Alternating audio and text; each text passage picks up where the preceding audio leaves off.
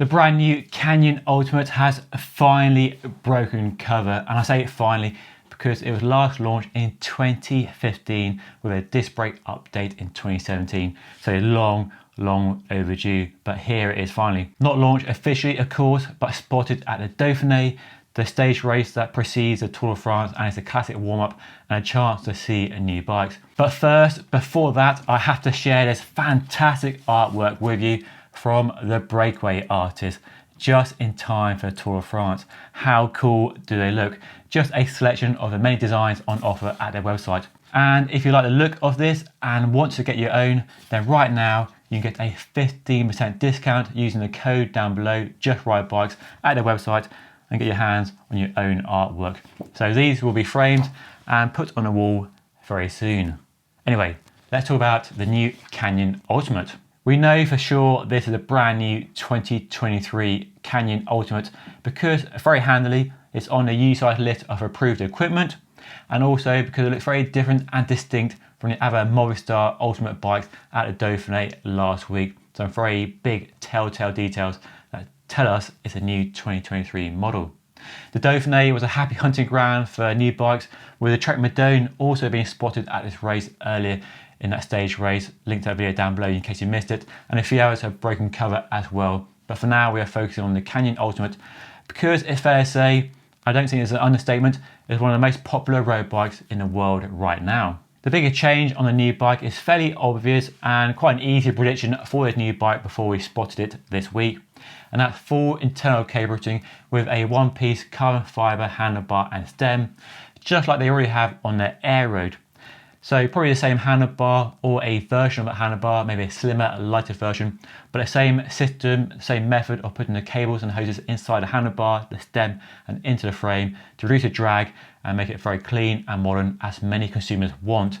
That much is clear from the comments on a giant TCR over the last year or so. So the same handlebar, more or less, and the same width adjustment, so 2 bolts underneath and you can adjust the width of the handlebar, which is fairly neat. Don't know how useful that is to consumers, but if you have an Aero with a new handlebar, let me know down below. And that full internal cable routing will likely only appear on the 2 top-end models, so the CF SLX and the CFR, just as with the Aero, while the CF SL, the most affordable version, will likely retain the external routing that we saw on the Aero, although I could be wrong, but that is my hunch.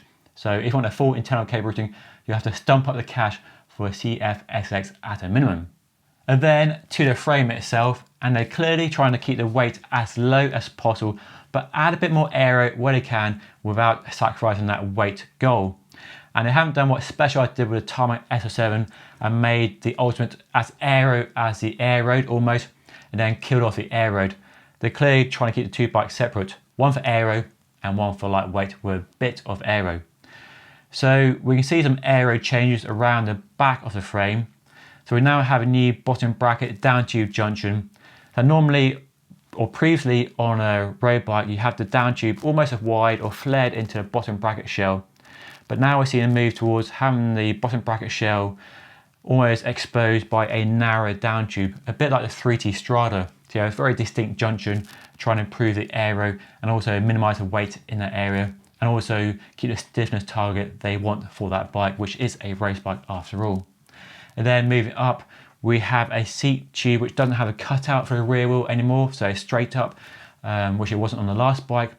And we have the same kind of triangular junction for the top tube and the seat stays like before, but they look to move the profile around a bit to make that a bit more aero. And of course, it now has a D-shaped seat post where the old bike had a round 27.2mm seat post. So some people will be throwing their arms up in the air now because they're going to a D-shaped seat post and not a more regular, easily accessible round seat post. But most top-end road bikes do have a D-shaped seat post for kind of extracting all the aero gains where they can and not worrying about the future-proof ability of this bike. The other small change appears to be the fork blades, which look like they're more widely spaced from the front wheel than the old bike.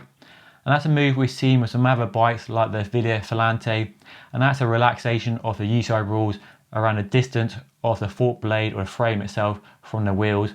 And we might also see that with the rear stays as well. And I think Trek have done that with the Madone, just increasing the space between the spinning wheel and the rear stays and the fork blades to reduce turbulence in that area. So some quite subtle aero improvements, and I can't wait to see how much more aero it is than the current Ultimate, and how close, if it's any closer, to the current aero that it is, and how much they narrow the gap without sacrificing the weight focus of this bike.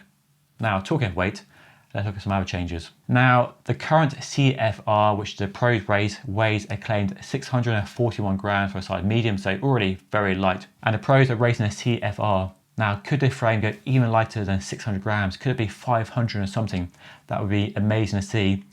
You can already build up a dual race disc brake bike on the current frame down to 6.5 kilograms. But when you add a power meter computer, you easily get to 6.8 to 6.9. So if they can get the frame sub 600 grams, which would be amazing, you could look at a 6.5 kilo build with all your gubbins you want on a race ready bike. But that CFR comes with a fairly hefty price tag and is a Halo kind of pro approved model. The CF SLX, which is one step down, has the same carbon fiber frame mold, but a low grade carbon fiber, but still high grade, just not as fancy and lightweight as that CFR with a Japanese carbon fiber. It's a more realistic bike for more people, and the current frame weight on that is 850 grams. Now here, I like to see the bike come down to 750 where the current CFR is, so 100 grams saving, which might be tricky for them, would be quite impressive, and I think that's the direction the bike needs to go in. They're clearly not moving the aero forward much, but a big weight saving would give us a disc brake bike with all the gubbins on, which are well below 6.5 kilograms. I think that's the direction we want bikes to go in with disc brakes, because personally, I know lots of you are on the same page with me, disc brakes are the future, disc brakes are phenomenal. So a disc brake bike that's well below 6.5 or even down to a low 6 kilogram weight would be fantastic to see, not just on that CFR, but also CF SLX as well. Other details we can speculate on this bike. It's going to have a BB86 bottom bracket. I guess it won't be a threaded bottom bracket. I think they're sticking with a BB86 like Giant used very successfully on their TCR and other bikes. And then disc brake only, there likely won't be a rim brake version. Tyre clearance on the current Ultimate I think is 30mm, so maybe we go up to 32. That would be a nice improvement for real world riding, for people who want a race bike but endurance levels of smoothness and comfort without that more upright riding position of the Enduros in their range. So that's the new Canyon Ultimate, and a bit of speculation around the changes on the bike compared to the old bike. It's definitely a case of evolution rather than revolution. If it ain't broke, don't fix it. And that's probably not a bad thing, although it probably does show how difficult Canyon found it to improve on the Ultimate, which has been a very good bike for the last 5 or more years. Are we reaching peak bike? It's a sign the new Ultimate isn't a big step forward from the old bike, a sign that extracting more performance, more marginal gains from these top end bikes is harder and harder for the designers to achieve. But as always, I'd love to know your thoughts on the new bike by leaving a comment down below in the comment section. Do you think Canyon have been too conservative? Not bold enough? Do you think it's the right move for the Ultimate?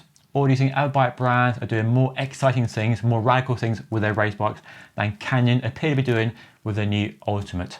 Anyway, no official details from Canyon yet. I expect some sort of official announcement and hopefully a launch, and hopefully I'll get a chance to see the bike when it is launched before the Tour de France or at the Tour de France, which is just around the corner. Anyway, don't forget to check out the Breakaway Artist for some artwork like this. It's fantastic. And I'll see you all again very soon. Thank you so much for watching.